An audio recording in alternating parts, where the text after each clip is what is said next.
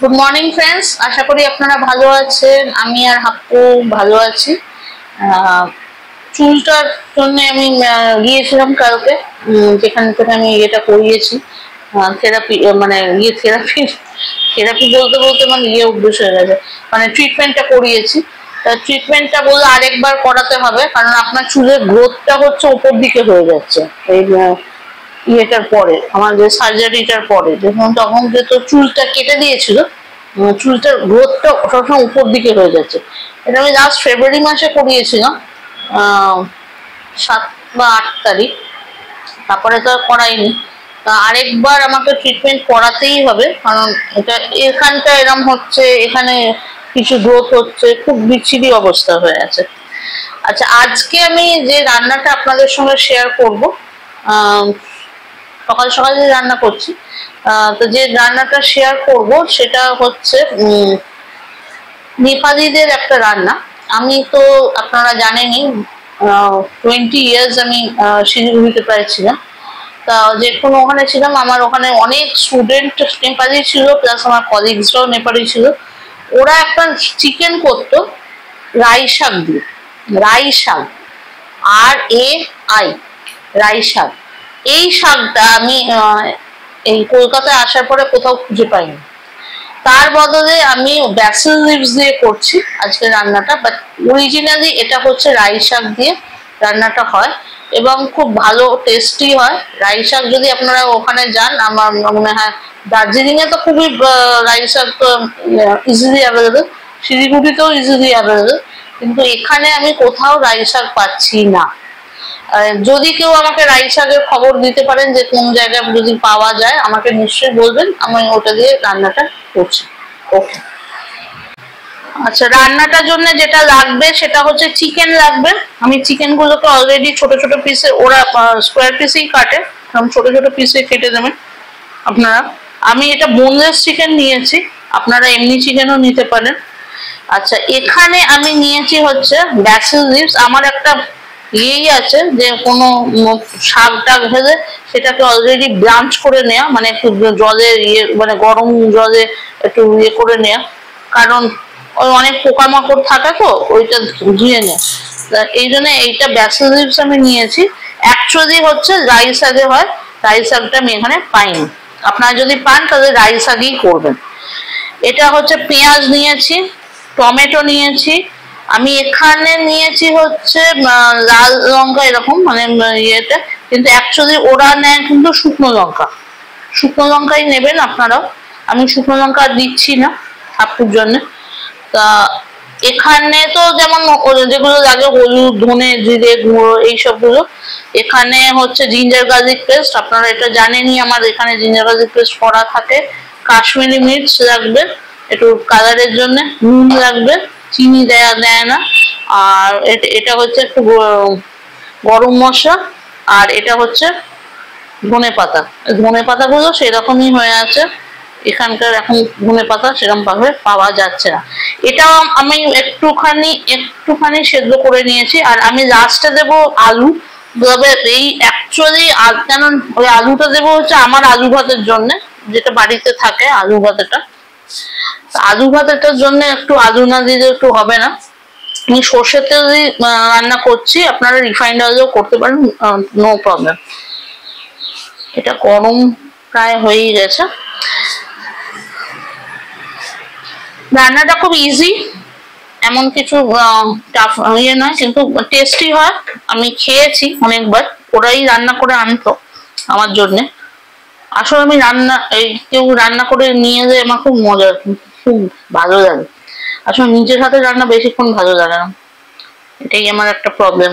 যাই হোক, এই যে পেঁয়াজটা দিয়ে দিচ্ছি। এটা আপনারা ইয়ে করে পেস্ট করেও দিতে পারেন, আমি একদম ইয়ে সবেই দিচ্ছি। ওরা একটু ওই ইয়ে করে দেয়, গুঁড়ো করে দেয়।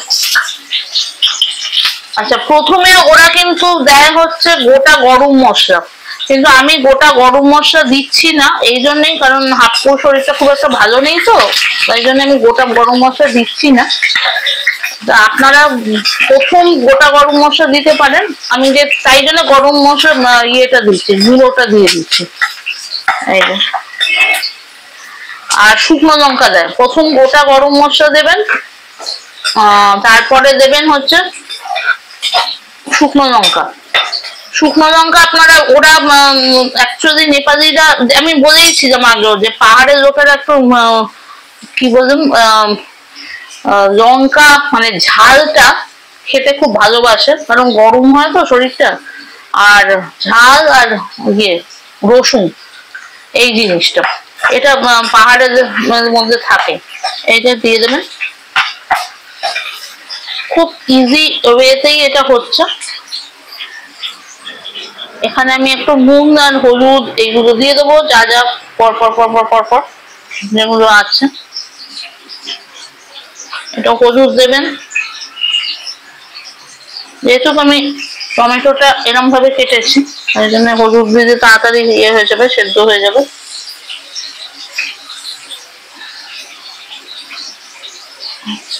একটু এটা ধনে গুঁড়ো দিলাম, এটা ধনে গুঁড়ো। আচ্ছা, এটা হচ্ছে জিরে গুঁড়ো।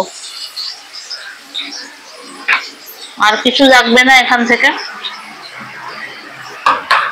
আর নুনটা লাগবে, আমি আগে এটা একটু করে নিই।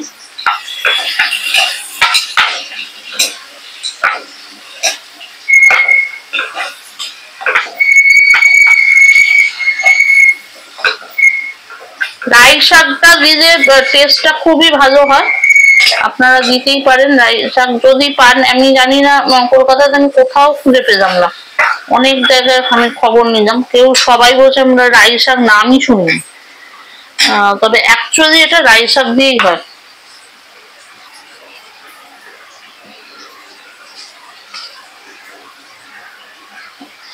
নুনটা নিজের আন্দাজ মতো নেবেন।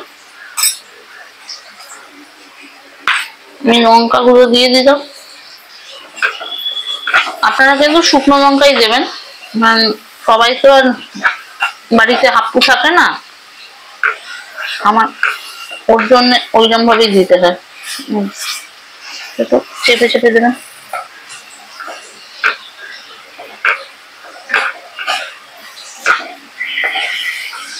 এবার জিঞ্জার গার্লিক পেস্টটা দিয়ে দিতে হবে আপনাদের।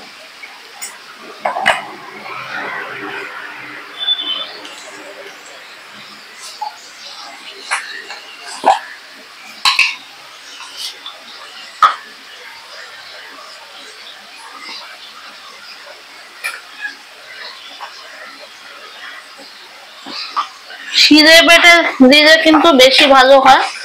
আমাদের জিঞ্জার গার্লিক পেস্ট গুলো তো সবই ইয়েতে করা, মিক্সিতে, কিন্তু আপনারা যদি জিরে বেটে দেন আরো বেশি টেস্টটা বেশি ভালো আছে। ওরা কিন্তু জিরে বেটেই দেয়। অ্যাকচুয়ালি নেপালিরা খুব হার্ড ওয়ার্কিং থাকে, আমি যেটা দেখেছি, ওরা জিরে বেটে বা ইয়েতে করে এরম ভাবে মর্টার এন্ড পেসেল এইগুলোতে করেই করে।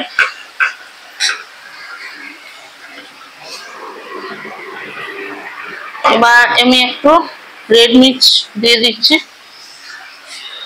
মানে কাশ্মীরি লঙ্কার গুঁড়ো। এখানে কিন্তু ওরা এমনি এমনি লঙ্কার গুঁড়োই দেয়, আমি তো জাস্ট কালারের জন্য এটা দিচ্ছি। কাশ্মীরি লঙ্কার গুঁড়ো এমনি দিতেই পারেন আপনারা, কোনো অসুবিধা হবে না, বাট আমি দিচ্ছি কারণ হাপ্পু খাবে না, বেশি অত লঙ্কা দেওয়ার দরকার নেই।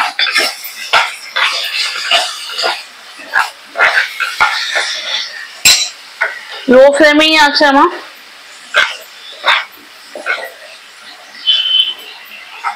হয়ে গেছে। এবার আপনারা চিকেনটা অ্যাড করে দেবেন। আমি এখানে মানে বোনলেস চিকেন নিয়েছি, এমন নয় যে আপনাকে বোনলেস চিকেনই নিতে হবে, আপনি বোনসও নিতে পারেন, কিন্তু আমি বোনলেস নিয়েছি কারণ ওই হাপ্পুর জন্যই নিয়েছি, বোনস অতটা ইয়ে করে না।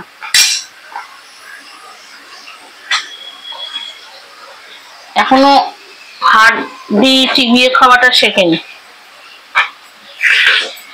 আচ্ছা, এইটা দেখুন ভালোভাবে এটাকে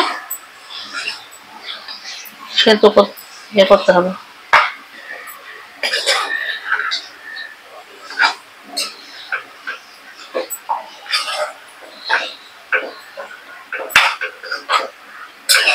রান্নাটা কিন্তু দারুণ টেস্টি হয়, আমি আপনাদের বলছি। যদি আপনারা একদম অরিজিনাল, যেটা আমি বললাম যে প্রথমে আপনারা দিয়ে দেবেন, আমি গোটা গরম মশলা দিইনি, গোটা গরম মশলা, তারপরে শুকনো লঙ্কা কেটে কেটে দেবেন, কেটেই দেয়, তারপর যাতে ঝালটা বেশি হয়। আর হচ্ছে অরিজিনালি হচ্ছে রাইস শাক পেলে, আর যদি কেউ দার্জিলিং যান ওখান থেকে রাইস শাক নিয়ে আসতে পারেন প্রিজার্ভ করে, তাহলে এখানে এসে আপনারা এই রান্নাটা করতে পারবেন। আর যারা নর্থ বেঙ্গলের লোক তারা তো অলরেডি জানেনই এই রান্নাটা হয়তো।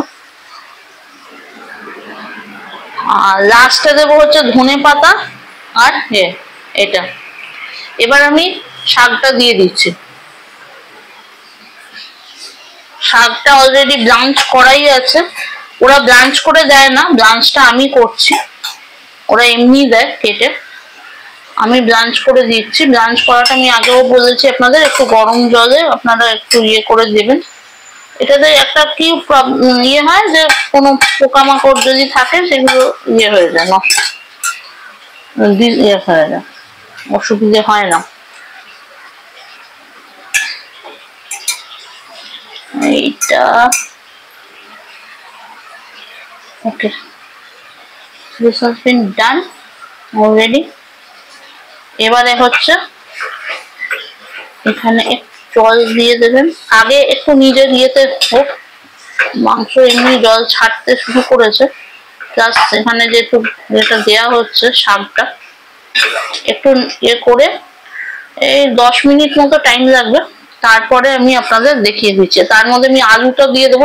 আলু কিন্তু ওদের থাকে না, আবার আলুটা আপনারা ভাববেন না, আলু কিন্তু ওদের অ্যাকচুয়াল রান্নাতে আলু থাকে না, আমি দিয়ে দেবো আমার আলু ভাতের জন্য, হাফু সিং এর জন্য, সেই জন্য এটা আমি এরপরে আসছি।